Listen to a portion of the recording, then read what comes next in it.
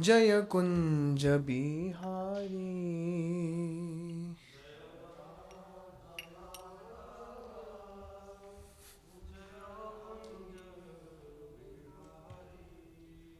जय राधा माधव जय कुंज बिहारी।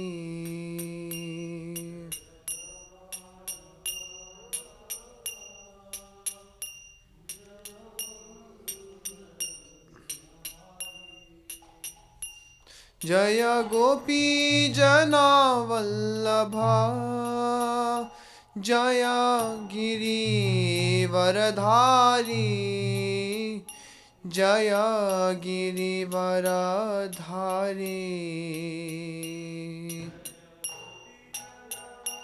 वल्लभा जय गिरिवरधारी।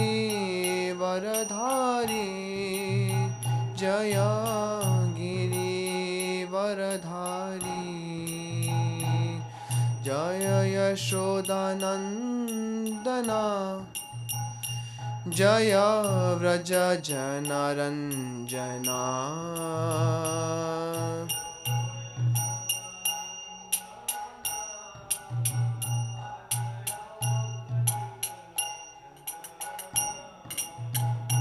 जय यशोदानन्दना जय व्रज जनरञ्जना।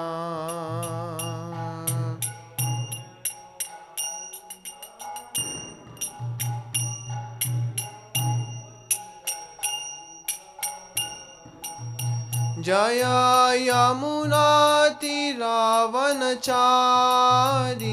जय कुंज बिहारी।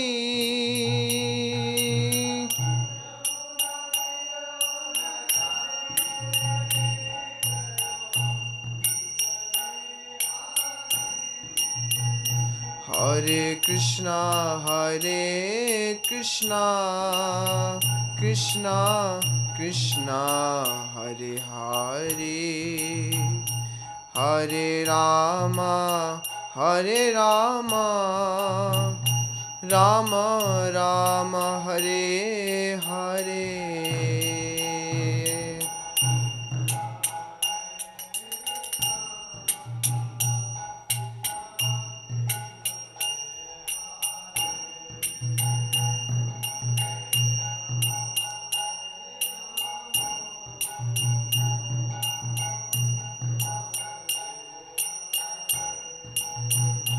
हरे कृष्णा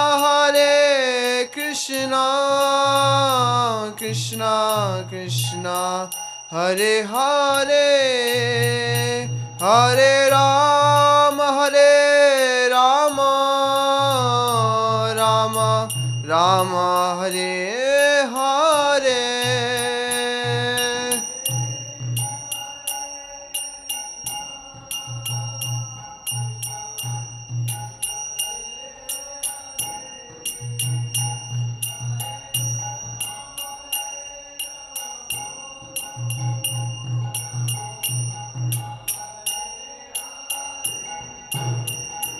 हरे कृष्णा कृष्णा कृष्णा हरे हरे। हरे राम राम राम हरे हरे।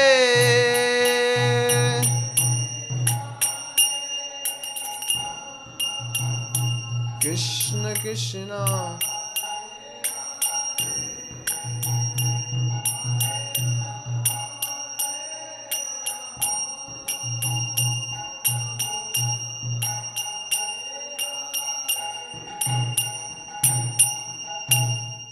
जय ओम विष्णुपाद परमहंस परिव्राजकाचार्य स्तोत्र शतश्री श्रीमद् divine grace S Bhaktivedanta Swami Srila Prabhupada की।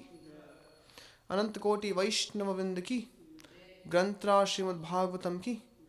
श्रील प्रभुपाद की। निताय गौर प्रेमानंदे। ओम नमो भगवते वासुदेवाय। ॐ नमो भगवते वासुदेवाय।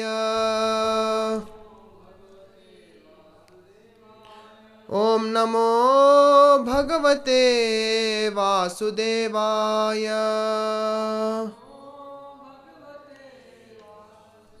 नारायणं नमस्कृत्य नरं चैव नरोत्तमं देवीं सरस्वतीं व्यासं ततो जयमुदीरयेत्।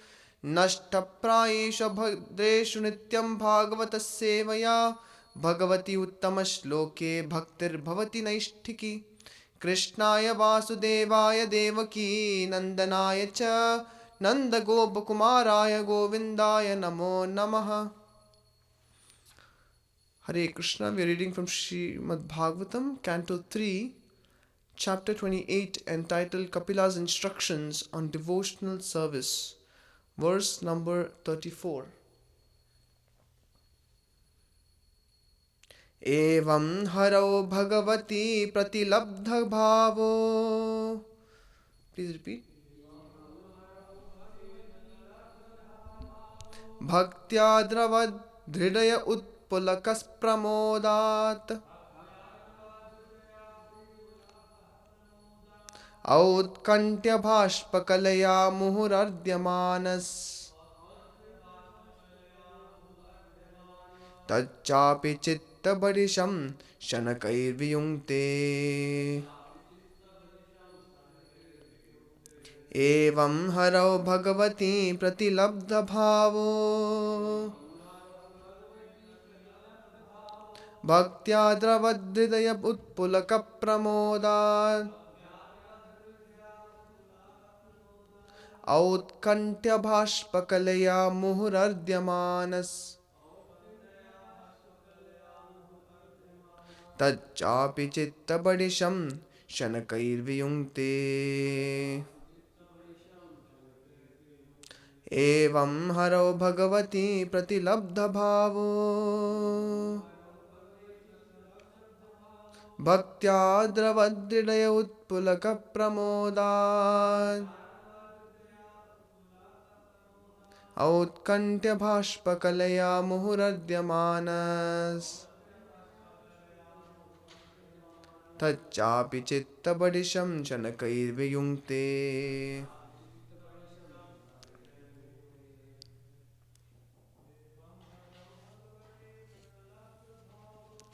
एवं हरौ भगवती प्रतिलब्धभावो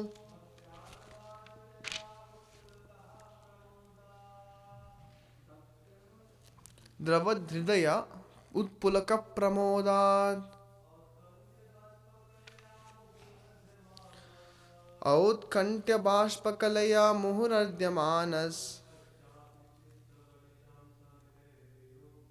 तच्चापि चित्तबडिशं शनकैर्वियुङ्क्ते।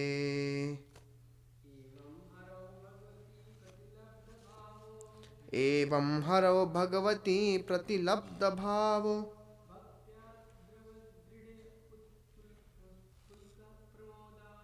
भक्त्या द्रवहृदय उत्पुलकप्रमोदात्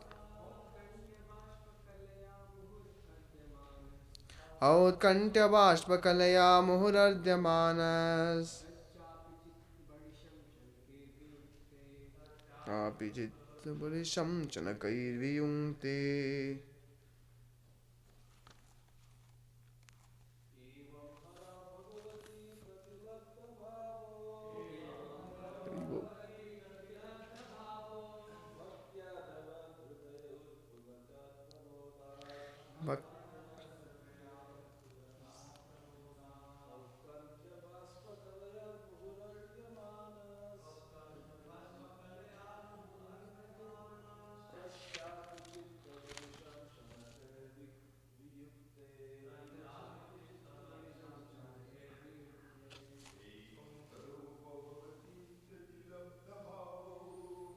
एवं हरौ Bhagwati प्रतिलब्धभावो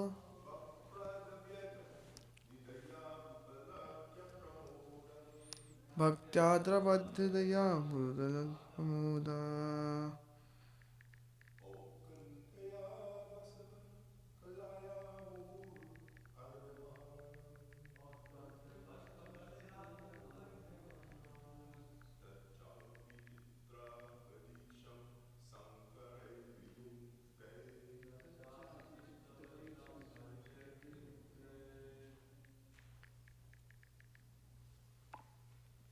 please.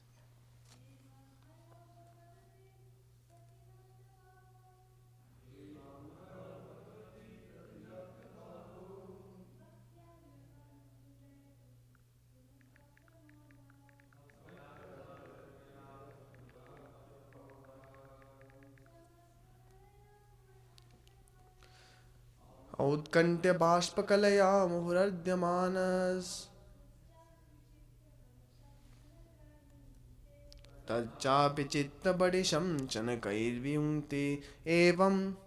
Thus, Harau, towards Lord Hari, Bhagavati, the personality of Godhead, Pratilabdha, developed, Bhavaha, pure love, Bhaktya, by devotional service, Dravat, melting, Hridayaha, his heart, Utpulakaha, experiencing standing of the hairs of the body,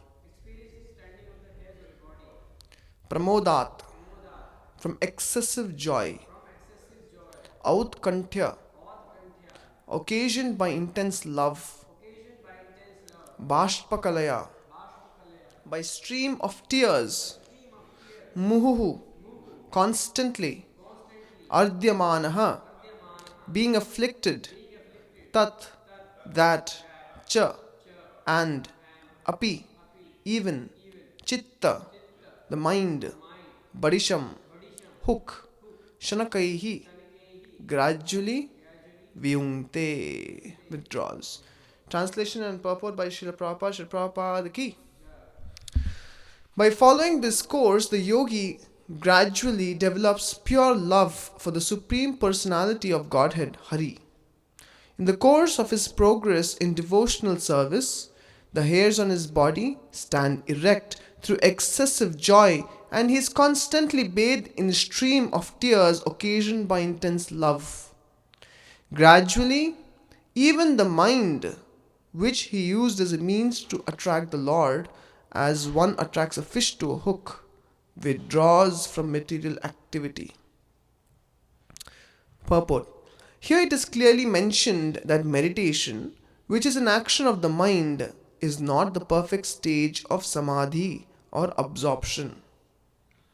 In the beginning, the mind is employed in attracting the form of the Supreme Personality of Godhead, but in the higher stages, there is no question of using the mind. A devotee becomes accustomed to serving the Supreme Lord by purification of his senses. In other words, the yoga principles of meditation are required as long as one is not situated in pure devotional service. The mind is used to purify the senses, but when the senses are purified by meditation, there is no need to sit in a particular place and try to meditate upon the form of the Lord. One becomes so habituated that he automatically engages in the personal service of the Lord. When the mind forcibly is engaged upon the form of the Lord, this is called Nirbija Yoga or lifeless yoga. For the yogi does not automatically engage in the personal service of the Lord. But when he is constantly thinking of the Lord, that is called Sabija Yoga or living yoga. One has to be promoted to the platform of living yoga.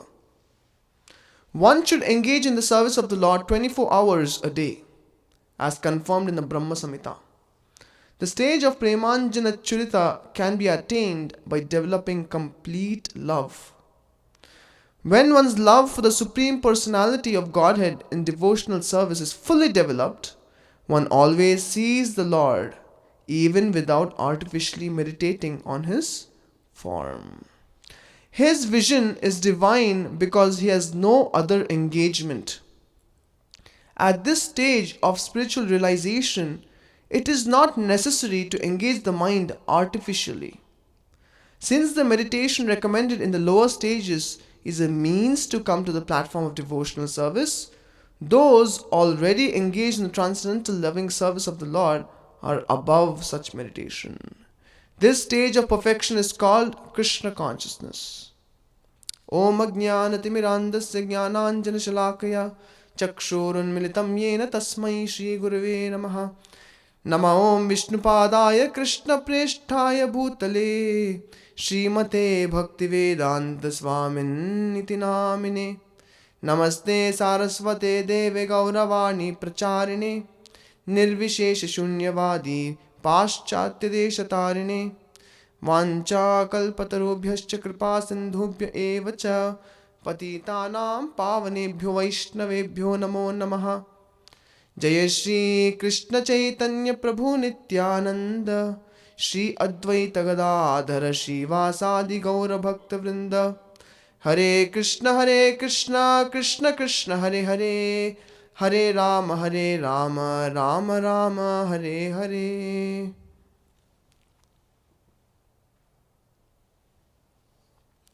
Hare Krishna. I would like to welcome all of you to our Srimad Bhāgavatam class. And before I begin, seek the blessings of all the assembled devotees and pray that I speak in line with what Srila Prabhupada is trying to say here. So we have seen in this entire context of Srimad Bhāgavatam, which we are studying this chapter, Kapila Muni is explaining about devotional service to his mother Devahuti. And he is explaining how a yogi gradually by meditation on different aspects of the Lord, from his lotus feet to his lotus-like limbs, to his lotus face, to his lotus smile and laughter, and on the ornaments of his body, on the garments of his body, by meditation on different aspects of the Supreme Lord, the yogi actually develops bhava. So in this verse you will find evam haro bhagavati pratilabdha bhavaha.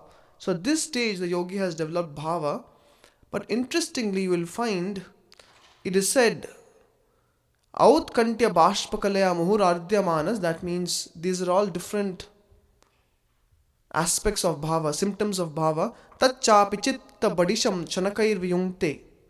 Later on, after this stage, or at this stage, the mind slowly or gradually starts withdrawing from material energy.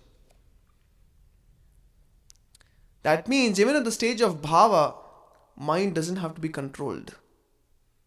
Mind can still be uncontrolled. It's not that if one is at bhava stage, mind is under control. So even as Kapila explains here, that the devotee, the yogi, he experiences all kinds of symptoms of bhava, like tears falling from eyes, hair standing on end, body changing colors, and so on and so forth. But you will find, he says that the mind at this stage gradually starts to withdraw from material energy.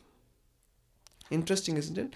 So therefore Srila Prabhupada says in the purport, here it is clearly mentioned that meditation, which is an action of the mind, is not the perfect stage of samadhi or absorption. That means, even at this stage, the mind is still fickle. Chanchalam hyamana krishna pramati balavadridam tasyaham nigraham manye vayoriva sudushkaram. Arjuna was actually the best of yogis, isn't it? Who says it? Krishna says, yoginam api sarvesham madgaten antaratmana shraddhavan bhajate omam same yukta tamo mataha. Krishna is telling Arjuna towards the end of the yogic chapter, the 6th chapter of the Bhagavad Gita, Arjuna, you have a controlled mind. He says you are actually a yogi because you are my devotee, because you have full faith in me, and you practically have your mind completely absorbed in me. Therefore, you are the best of all yogis. But just earlier in the same chapter, Arjuna said, my dear Lord, I cannot control the mind. You ask me to control the wind, I can control the wind. That means Arjuna is the best of yogis, but he is saying that I cannot control my mind. How is this possible? So similarly, you will find here also, Srila Prabhupada mentions, even at this stage of bhava, the mind can still be undependable. we cannot rely on the mind. And therefore, in fifth canto of Srimad Bhāgavatam, it is mentioned that a hunter, after he catches a cunning animal, he is very vigilant to make sure that the animal doesn't escape. It's not that he takes it very casually and sometimes leaves the door of the cage open and goes about his duties, thinking that I've captured the animal. No, he's very, very vigilant about the mind. It is explained again in the fifth canto in the section of King Bharata. King Bharata, when he went to the forest and he was practicing Bhakti Yoga, he was experiencing bhava, symptoms of ecstasy. Well, to those of you who don't know what is the meaning of bhava, our process starts with Shraddha, having little faith. Shraddha, Sadhu Sangha, Bhajana Kriya, Anartha Nivritti, Nishta, Ruchi, Asakti, Bhava, Prema. It's a preliminary stage to love of God. That is bhava. Very high stage. So King Bharata was experiencing this. Srimad Bhagavatam says, but still, later on he got distracted by a deer. That means even at the stage of bhava, the mind is not fully controlled. Mind is not fully favorable. Isn't it? So therefore it is said one should actually always be under the shelter of a guru, of a spiritual master, even one has attained perfection in spiritual practice. It is not that we use guru as a ladder, get to our destination and then kick out the guru. That's not our process. So you will find the process or the purpose of yoga is, as Patanjali Yoga Sutra has mentioned, yoga chitta vritti nirodha. This is the purpose of yoga. To cleanse the mind of its deepest or deep-rooted artificial or foreign samskaras of the mind. This is purpose of yoga. Unfortunately, today yoga only means stretching of bodily limbs. Of course, that's only one aspect of yoga. But of course, also without the goal of yoga, that simply stretching of body is not so much of use. So, it is easy to understand that we are not this body, we are spirit, soul. At least theoretically. And we talk about it. But it's also important to mention we are not even this mind. Isn't it? Yeah, as soon as you hear that we are not this mind, one can say, yes, Prabhu, of course, we understand we are not this mind. But do we really understand that we are not this mind? How often, probably even today, have we identified ourselves with the desires stored in the mind? Isn't it? Prabhu, I cannot get up today morning for Manglarti because I want to sleep more. No, the mind wants to sleep more. Isn't it? Prabhu, why do you say only prasadam? Can we not eat outside and go to restaurants and eat? No, you don't want to eat. The mind wants to eat. Enjoy the taste buds. Isn't it? So in this way you will find the mind is the one which is actually distracted. And the process of yoga starts when we actually understand we are not this mind also. That means a yogi can clearly see the distinction that this is my mind, this is my body, and this is me. I am not my mind. I am not my body. That means the desires which are stored in the mind, and sometimes the mind actually puts forth such desires, the yogi immediately can say or identify these as not his desires, but the foreign desires stored in the mind due to past experiences in the material world. In Srimad Bhagavatam 1.2.16 or 17, Srila Prabhupada writes in the purport, on account of staying in this material world for a long time, many millions and millions of lifetimes we are here in this material world. Therefore, we have acquired many foreign tendencies. That means we have acquired desires which are not truly our desires. As we have studied in the Vedic scriptures, you will find what is our desire. What is the desire of the soul? The soul is Satchit Ananda. The soul is Anandamayo Abhyasat. That means it is fully free. it is completely happy, where is our desire to be fully free coming from? Where is our desire to be fully happy coming from? That this shows that there is an intrinsic nature. Everyone in this world is trying to be fully happy. They want to be free. They want to live eternally. They want to be fully knowledgeable. Because this is the property of the soul. But unfortunately, the living entity, on account of trying to enjoy separately from Krishna, he has come to this material world. Having come to this material world, he has accepted the material mind.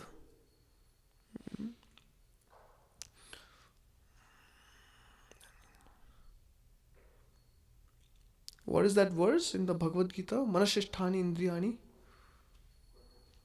Starting. Not Prakriti Kriyamanani. What is the verse? Manashisthani indriyani.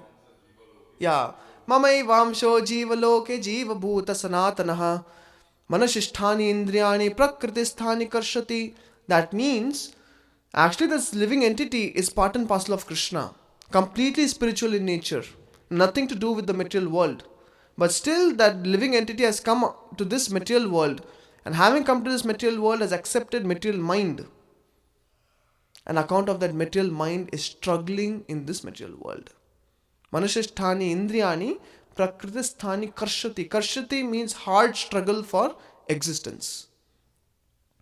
My spiritual master explains that in this world, you can think of material world like a downstream flowing river.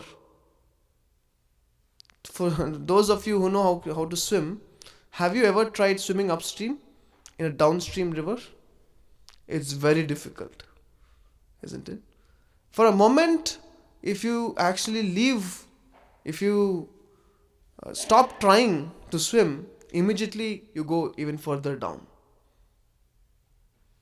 Isn't it? So similarly, this material world, as soon as we have come to this material world, our consciousness, which was like a pure raindrop, having come in contact with this contaminated situation in this material world, immediately became contaminated. Like the raindrop is pure, but as soon as it touches the ground, acquires the dirt. Similarly, we are pure. As soon as we came to the material world, we have acquired dirt in the mind. As a storehouse of all dirt. Isn't it? And therefore in the contaminated consciousness, what happens? One looks for contaminated pleasure. What is that contaminated pleasure? In the spiritual world, one's pleasure is completely selfless, full with love for the Supreme Lord and his devotees. But in the material world, love has become perverted into lust. Just like a hog, in the body of hog also there is spirit soul. But unfortunately, because of wrong association with the modes. Now, on account of the hog's body, the soul doesn't mind eating stool. This is not natural for the soul, isn't it? Similarly, you will find, as soon as we have come to this material world, immediately there is attraction towards bodies which are simply made up of stool, which are simply made up of pus, bile, and all kinds of nasty substances. Actually, none of us like our body. Isn't it? It's only an illusion we think we like this body. Don't take bath for just a day. You'll understand the true nature of the body. This is not spiritual at all. Every hole in the body, every 9 hole actually emits nasty substances. This goes to show that this body is not something to derive pleasure from. But still, just like hog is attracted to stool, the living entity wants to derive pleasure from the stool-like body. This is the nature of the material world. Don't think I'm speaking something harsh. This is the most polite way we can speak this thing. Actually, material nature there's nothing attractive about material nature. But the illusion is so strong. Therefore, one has to overcome the contaminated mind. Because contaminated mind simply makes a fool out of us. So therefore, yoga chitta vritti nirodha. This is the purpose of yoga. The purpose of yoga is to cleanse the mind of false, deep-rooted samskaras. which we have developed on account of spending unnecessarily too much time in the material world. So, therefore, you will find the Srimad Bhāgavatam explains the different ways of doing it. When we use karma ways, what happens? Some reactions get purified, that's all. But the tendency to commit sin is not gone. Similarly, when we acquire knowledge or go through the speculative method, what happens? We understand what is right, what is wrong. But still, the dirt settles at the bottom. Just like if you have a transparent glass of water filled with water, you put some sand particles. Initially, they are in the water, but gradually they settle down. But if you take a stick and stir the water in the glass, what happens? Immediately all the dirt comes up. This is what happens with the Jnani. Example, we have so many examples. We have Vishwamitra. When Apsara came, immediately his lust came. Second, another time, another beautiful damsel came. He was performing meditation, but again he fell victim to anger. Similarly, you will find sages like Saubri Muni. Saubri Muni was practicing such intense tapasya. He was inside the water doing tapasya. We cannot even imagine sitting in the water and doing tapasya. He was in the water doing tapasya, completely free from all kind of distraction, but that's what he thought. But when he opened his eyes to see two fishes mating, immediately the settled lust came up. And he went out and finally got married to 50 daughters of King Mandata. Isn't it? So therefore, Shukadeva Goswami, the speaker of Srimad Bhāgavatam, explains, it is only by Bhakti Yoga that actually one purifies the heart completely. No tinge of dust is left. So therefore, you will find in these verses, Kapila Muni is explaining to Mother Devavati that the mind has to come in connection with Krishna. And that is called as absorption. The mind has to be absorbed.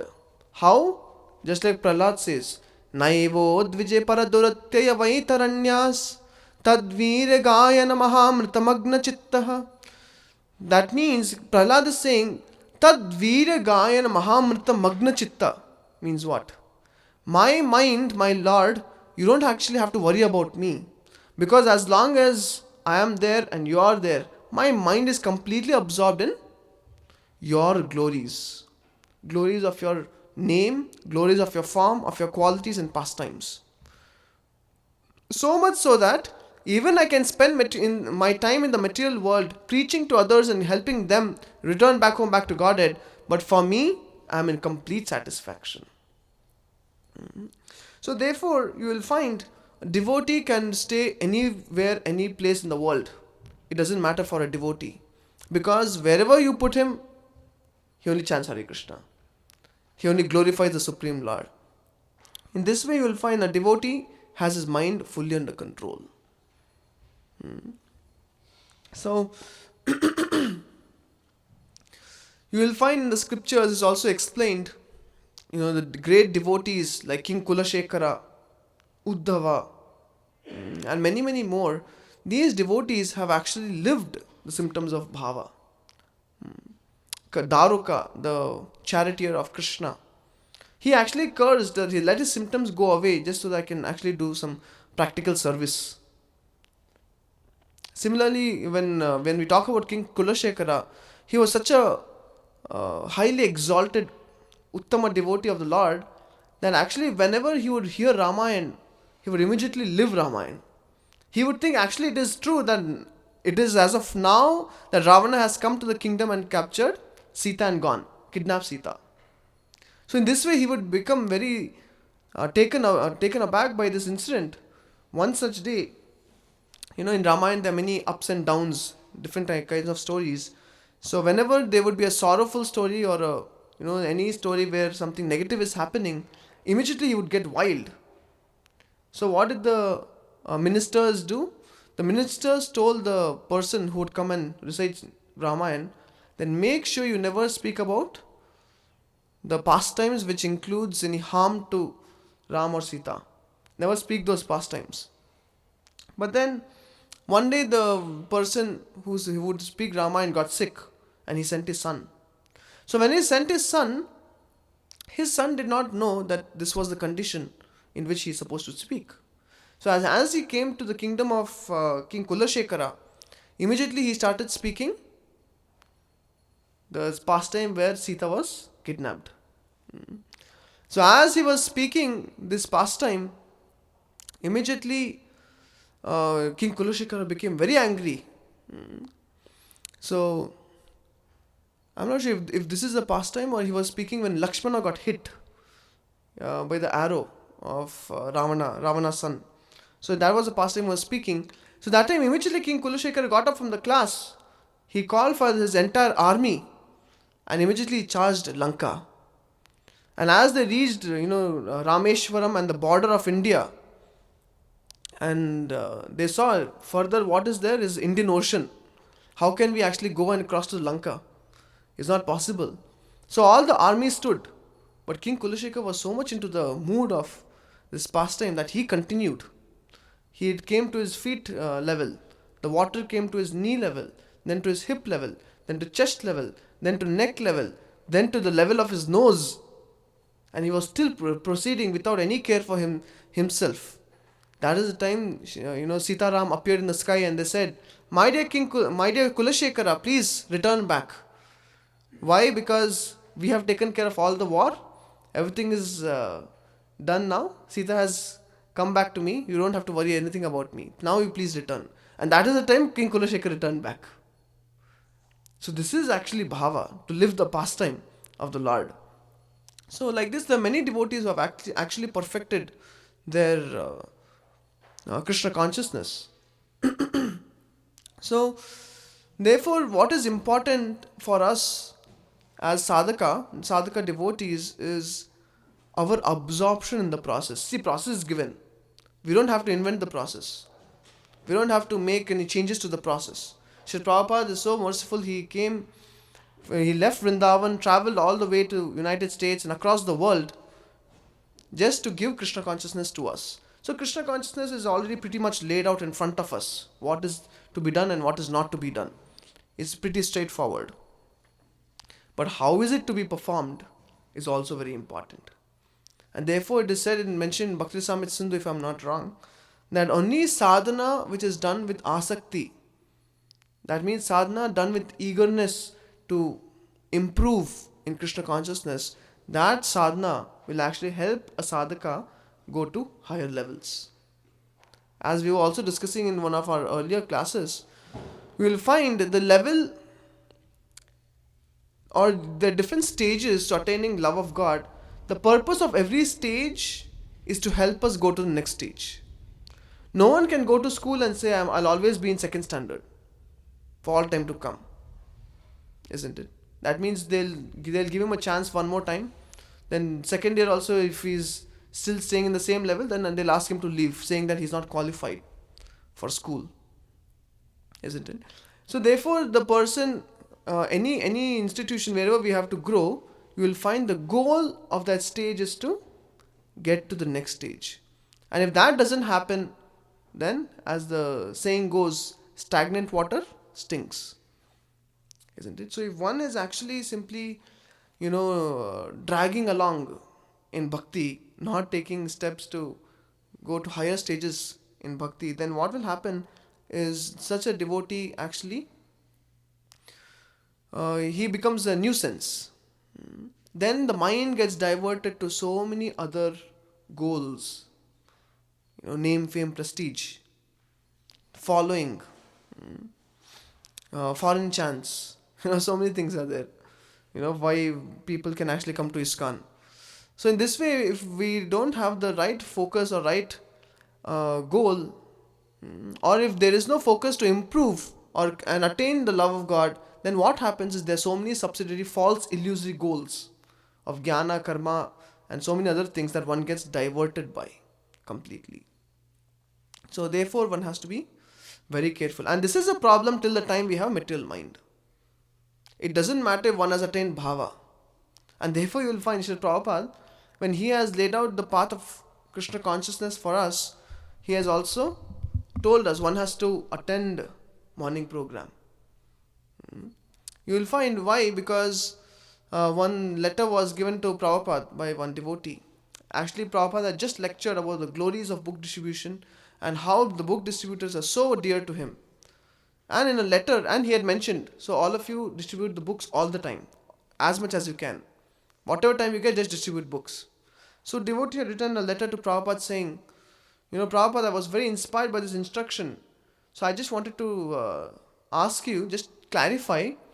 I was thinking of going for book distribution from early morning, from Mangalarti time onwards, so that I can do as much book distribution as possible. Then Prabhupada, in his reply to this Prabhu, he mentioned that kindly use your common sense. When I say that you have to do book distribution all the time, doesn't mean you actually miss out on the programs that nourish you. This is in Prabhupada Nectar. This letter is there, Prabhupada's letter. So that means, yes, we have so many other, preaching programs and so many things, but not at the cost of what Sri Prabhupada has given. So many letters, so many places where Sri Prabhupada has mentioned the importance of book morning program. He has very clearly mentioned. And not just that, associating with devotees. That is also there. How to associate with devotees. And to associate with devotees, the devotees also have to be capable to give us association. That is also there. So a proud devotee may think that I don't have to associate with any devotees because I am pretty much learned. So that's also his danger. Like today we were chanting in the morning. So you can imagine a ship, amidst the thunderstorm in some in middle of the ocean. So there is a huge thunderstorm, loud thunder happening, and the waves are going very high, and the ship too is almost being capsized by the waves. You can just imagine the situation. And this is the situation sometimes I feel I have in my chanting. You just close your eyes and you're chanting Hare Krishna, Hare Krishna. The mind is like the turbulent or the unrest ocean. It's actually just putting us off to different kinds of thoughts, to different kinds of places. And then you open your mind and you find, last 10 minutes you have been chanting just one round. So then you find that sometimes the mind is very turbulent, sometimes the mind is very peaceful. Sometimes the chanting is so smooth. When you keep chanting, you feel like, you complete your 4 to 8 rounds and you don't even get to know. Wow, you feel it's so smooth. But this is the nature of the mind. Sometimes the mind is calm. Sometimes there's a storm in the mind. Isn't it? And the nature of impure mind is that it is very stormy on account of impurities. Isn't it? What kind of thoughts does the mind give? It usually gives the thoughts based on proprietorship, controllership, and enjoyership. And because of this, what happens? Usually it gives us incidents. What about that PowerPoint you had prepared? Someone else wants to use it. So why should I allow him to use? I should make it, view only. So he doesn't use it. So that's actually proprietorship mentality. Sometimes you want to seek controllership. That means you will find a devotee who said no to you. You said, Prabhu, can you bring me that book for me? Then he says, Prabhu, you get it yourself. Why should I get it for you? So immediately your controllership mentality is attacked. So then in the chanting, that's what goes on. Or enjoyership. We wanted to enjoy some prestige. Sing some kirtan in the prime time of the day. And some other Prabhu came and sat and started singing. So immediately that incident will go on for weeks together. How could this Prabhu take away my chance of, prestige? Because that's enjoyership. In this way, one is actually being hijacked. Our chanting of Hare Krishna is being hijacked by proprietorship, controllership, and enjoyership mentality. Unfortunately. And therefore, the mind is completely unrest. Mind is not at all peaceful. So what to talk about chanting Hare Krishna in Samadhi is very difficult without controlling the mind. But at the same time, because we understand we are not this mind is an entity separate from us. Mind, the spirit soul is Satchidananda, around which there is the mind, around which there is the gross body. A yogi who can clearly see this, he can practice devotional service or the path of yoga undisturbed because he is not attacked by material desires. Apuryamanam nachala pratishtham samudramapa pravishanti advat tadvat kamayam pravishanti sarve sashanti mapnoti na kamakami. In Bhagavad Gita, as Krishna explains about Sthita Prajna, that's where he explains what is the nature of Sthita Prajna. He says even for the Sthita Prajna, the mind is not controlled. Why? Because the mind is like a river, multiple rivers flowing into the ocean. There's so many desires coming into the mind. But the person is the person is not agitated at all. This is Sthita Prajna. So even on the platform of Bhava, the mind can be agitated. As Yamunacharya says, Yadavadi mama cheta Krishna padara vinde nava nava rasadhamni udyatam rantumasit Taddavati bhatanari sangame smaryamane bhavati mukha vikara shushtu nishtivanam cha.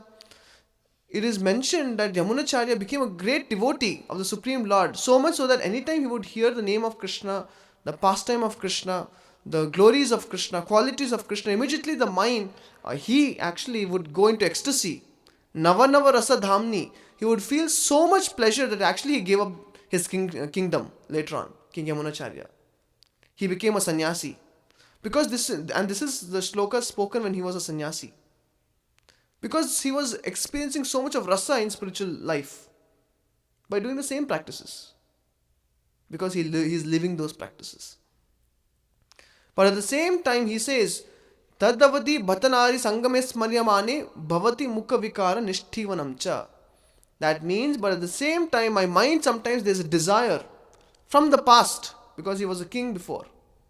A desire comes of sex life. But immediately as such desires come, which is bereft of Krishna consciousness, my lips curl in distaste and I spit at that thought, he says. Yeah? That means even for such a devotee as Yamunacharya, such thoughts can come. And Prabhupada mentions in one purport, even in the mind of a sannyasi, a thought of sex comes. But what is the difference? He completely neglects the mind. Therefore, you have two choices with the mind. You can use the mind or neglect the mind. You can use the mind as a tool in meditation to become more Krishna conscious. And that's what Kapila was mentioning till this verse. Yes, use the mind to fix your concentration on the limbs of the Lord, which is completely transcendental. Fix your mind to hear the glories of the Supreme Lord. Fix your mind on chanting Hare Krishna. Fix your mind in hearing Srimad Bhāgavatam. Isn't it? But now he is saying, also if the mind cannot be fixed, does it mean you have to stop practicing Krishna consciousness? No. You can neglect the mind. Now the mind can be neglected, put aside as soon as the mind brings in desires from the past, material desires from the past, from past samskaras, immediately the mind can be neglected. Whereas till the time mind can be used in Krishna consciousness to become more Krishna conscious, then mind can be used. If mind is not doing that, mind has to be neglected. There are two options a yogi has. Isn't it? So therefore, in Japa book by His Grace Burijan Prabhu, he mentions a story. He says, once there was a sage sitting in the forest. He was fully focusing or trying to focus on his meditation. But as he made himself comfortable in that situation and as he was trying to meditate, that is the time a lady ran past him, kicking him in the process. A young lady was running. Immediately he was startled. He saw in the direction of the lady and he was expecting some apology, but she just went away into the forest. And his mind was again unsettled as to how can this lady be so careless, thinking, just kicking me and not even asking for an apology, and she just went away. So rude, and somehow he was trying to settle back into his meditation. But as he was trying to get to his meditation again, that is the time the lady came back, and then she saw the sage. And upon seeing the sage, she started offering obeisances and offering her respects to the sage. And the sage saw this lady and he said, "What kind of lady are you? Some time ago you're kicking me and now you're offering respects to me. Is everything okay with you? She said, oh really? Did I actually offend you? I didn't even get to know. Actually, as I was rushing into the forest to meet my lover, I didn't even get to know who is in my path or what is in my path. I was just completely attracted to meet my lover. So much so that I was completely oblivious to my environment. And then she offered respects and went away. This put the sage into a deep thought. He was thinking, actually, just see, I am trying to do meditation here, but I am actually getting distracted by my environment.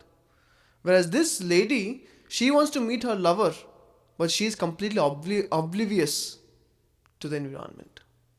And he learned a very good lesson that day. What is that lesson? Love is the most motivating factor, or you can say love is the topmost factor for absorption. Where there is love, absorption follows. And therefore, in the second paragraph, you will find Prabhupada explains, one should engage in the service of the Lord 24 hours a day, as confirmed in Brahma Samhita. The stage of Premanjana Churita can be attained by developing complete love. At that time, we can actually, wherever we see, we have become Krishna Maya. Krishna Maya means completely absorbed in Krishna. Wherever you see, you only see Krishna. And this was stage of Prahlad. He could see a pillar and see that Krishna is here. Wherever he would see, he would only see Krishna. Whatever he would speak, he would only chant Hare Krishna. This is Prahlad. To come to this stage, we have to develop love. And what is the basis of love? Basis of love is service attitude. And when I say service attitude doesn't necessarily mean picking up huge loads and transporting it. That doesn't mean service attitude. That's only possible for people with big bodies. Isn't it? So therefore, what is service attitude really? Service attitude is actually very contagious. Service attitude in a devotee is the most attractive aspect of the devotee. As soon as one sees that there is service attitude, immediately one gets attracted by service attitude. Why do you talk of devotee? Even if people outside have service attitude, people get attracted to them also. There is power of service attitude. And by rendering service, one develops love. So we have been hearing so many lectures, and yesterday also Acharya Prabhu was beautifully explaining about the pastimes of the Lord with respect to his laughter. Yeah, we'll come to that stage to appreciate, the beauty of the Lord, the laughter of the Lord, the pastimes of the Lord. First of all, when we develop service attitude to serve the Lord. Initially, we don't like to serve anyone except the mind, because actually we don't want to serve anyone but oneself. But then we identify the mind to be oneself, then we serve the mind. We identify the body to be oneself, we serve the body. We identify the relationships to be part of this body, then we serve them. So everything starts from oneself. This is not service attitude. This is very selfish. When we talk about service attitude, it is selfless. It goes in the outer direction, not inner direction, not inwards. So when we talk about service attitude, that means one is eager to serve. That eagerness to serve is so attractive, even Krishna gets conquered by it. And when we serve, even, one can say, I don't relate to Krishna. I cannot understand what the deities are. I cannot do anything. Just engage him in service. By serving a person, he will develop love for the person. Isn't it? And in path of bhakti, Krishna bestows love in the heart of such a devotee. So what is service attitude? Wherever we are, we can always think, we can either think, how will this situation benefit me? How can I enjoy? Or one can think, how can I serve in this situation? Say a devotee comes to you saying, Prabhu, I just lost something. Can you have you seen it? One can say, oh no Prabhu, I'm busy, don't disturb me, I've never seen it. Or one can say, oh really Prabhu, you actually lost something? Is there anything I can do? I can help you look in some places if you want. I can spend some time doing that. It's service attitude. It's not a matter of time, it's a matter of service attitude. Where there is service attitude, there will be time, there will be energy, there will be all kinds of resources available. So the lacking is not necessarily in resources. So this is what conquers Krishna. So we don't have love for Krishna, not a problem. Many don't. you know. But of course, eternally we are in love with Krishna. Nitya Siddha Krishna Prema Sadhya Kabunai, Shavanadi Shuddha Chitta Kare Udai. As we practice the right path of yoga as given by Sri Prabhupada, that love will be reawakened. The eternal love will be reawakened. Our eternal relationship with God will be reawakened. But for now, for us, what is most important is to develop service attitude.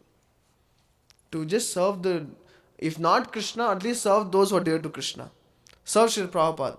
Serve the Vaishnavas. Help in the preaching mission. Help to cook. Something, somewhere we have to start. And that is the basis of love. And once that love is awakened, Krishna will give that love in the heart. Seeing our sincerity in service. Once Krishna bestows that love, then any other kind of meditation, as Prabhupada mentions, since the meditation recommended in lower stages is a means to come to a platform of devotional service, those already engaged in transcendental loving service of the Lord are above such meditation. Then we don't have to care for anything else once there is love. The problem is there is no love. But we know where to start. That's the good thing. This stage of perfection is called Krishna consciousness. So I'll stop there. We have 2 minutes. If anyone wants to share something or ask any question.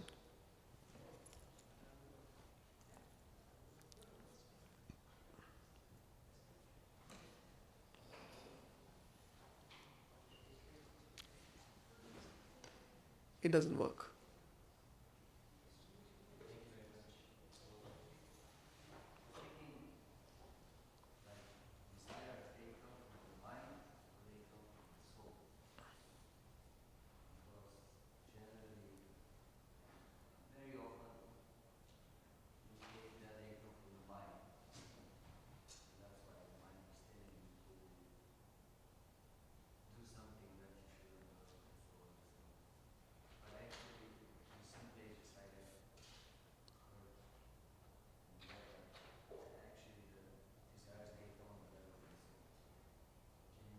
Yeah. So Prabhu's question was that do desires come from the mind or from the platform of soul? Or soul. Because some places Prabhu has read that the desires actually come from soul. It is true. Actually, the soul is the desiring entity. The mind is dead, basically. It's matter, subtle matter. So those soul desires in what consciousness? That determines the type of desires. Depending on his consciousness. But the soul in his low consciousness or different kinds of consciousness would have desired something, and those desires are stored in the mind. So mind is like a storage facility. So as we interact with the material world, we are continuously or constantly taking desires from the environment. So many desires we are getting. For example, if we have to go for Harinam, on the way we see, for example, okay, not Harinam, I don't want to give example of devotees, but say a person is going to a Pizza Hut to enjoy some pizza, but on the way he sees a billboard advertising a new movie which is going to come up. So immediately he gets one desire. The soul is desiring. He immediately gets that desire that I want to watch this movie. And he continues to proceed towards Pizza Hut or Domino's, whatever is there here. And then as he proceeds, he parks his car in the parking lot, and next to him is a brand new Mercedes, and his is, some old model car. So he gets another desire. I need this Mercedes.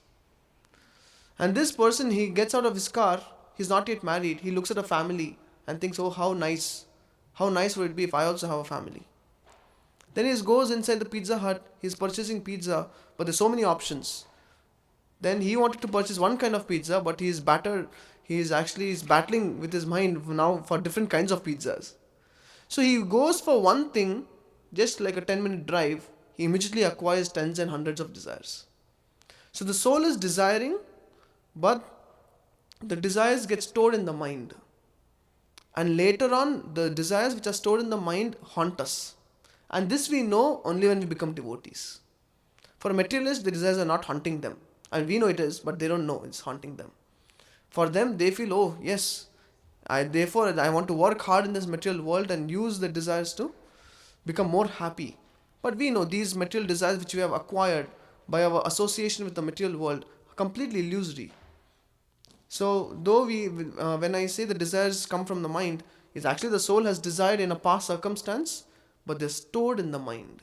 And they have become, some of them have become deep rooted desires or deep rooted samskaras. So therefore we say from the mind. And therefore yoga means to, chitta vritti nirodha means to purify the mind.